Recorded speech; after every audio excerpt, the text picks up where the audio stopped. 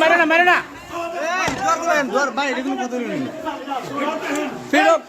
না